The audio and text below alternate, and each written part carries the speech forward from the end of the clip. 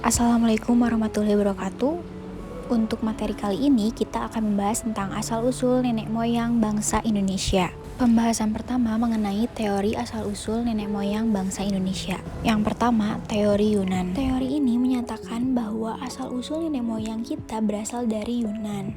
Adapun para ahli yang mendukung dasar pendapat mereka berdua adalah pertama, ditemukannya kapak tua di wilayah Nusantara yang memiliki kemiripan dengan kapak tua yang ada di kawasan Asia Tengah.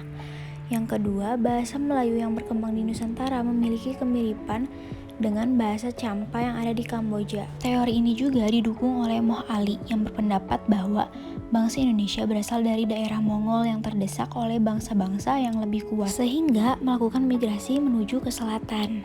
Selanjutnya ada teori Nusantara. Teori Nusantara ini mengemukakan bahwa bangsa Indonesia berasal dari Indonesia sendiri. Teori ini didukung oleh Muhammad Yamin dan kawan-kawan. Teori ini dilandasi oleh beberapa argumen. Yang pertama, bangsa Melayu merupakan bangsa yang berperadaban tinggi.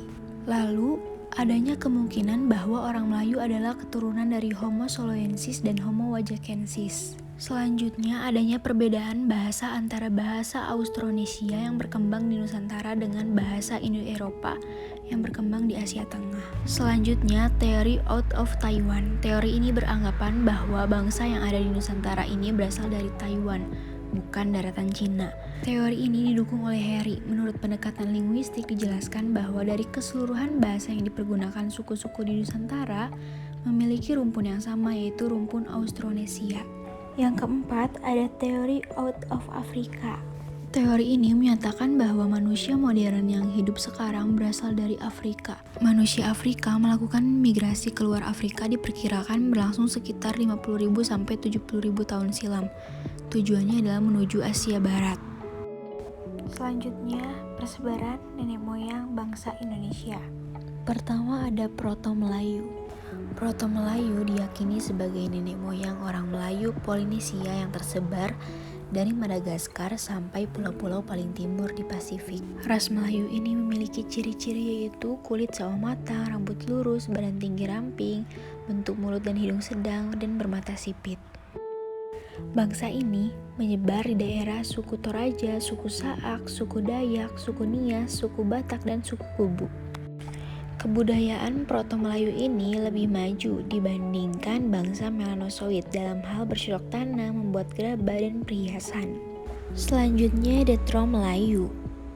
Detro Melayu merupakan ras yang datang dari Indonesia bagian utara. Detro Melayu merupakan ras Mongoloid dan ciri-cirinya sama dengan Melayu tua. Bangsa ini menyebar menjadi suku Aceh, Minangkabau, Bali, Jawa, Bugis, Makassar, dan sebagainya. Hasil kebudayaan juga terbuat dari logam. Hasil kebudayaan ini sering disebut dengan Dongson. Selanjutnya, ras lain yang terdapat di Kepulauan Indonesia adalah ras Melanesoid. Mereka memiliki ciri-ciri kulit kehitaman, rambut hitam dan keriting, bibir tebal, badan tegap, dan hidung lebar. Bangsa ini tersebar di Riau, yaitu suku Sakai dan suku bangsa Papua Melanosoid yang mendiami Pulau Papua, Kepulauan Kei, dan Kepulauan Melanesia. Selanjutnya, Negrito. Orang Negrito dan Wedit sudah ada sebelum kedatangan kelompok Melayu tua dan muda. Kelompok Negrito itu bertalian darah dengan jenis-jenis Negro yang terdapat di Afrika serta Kepulauan Melanesia. Selanjutnya, kelompok Wedit yaitu bangsa yang terdapat di Sri Lanka. Persebaran orang-orang Wedit di Nusantara cukup luas, misalnya di Palembang dan Jambi, di Siak, dan di Sulawesi Pojok Tenggara, Toala, Tokea, dan Tomuna. Cukup sekian pematerian hari ini tentang asal-usul nenek moyang bangsa Indonesia. Terima kasih.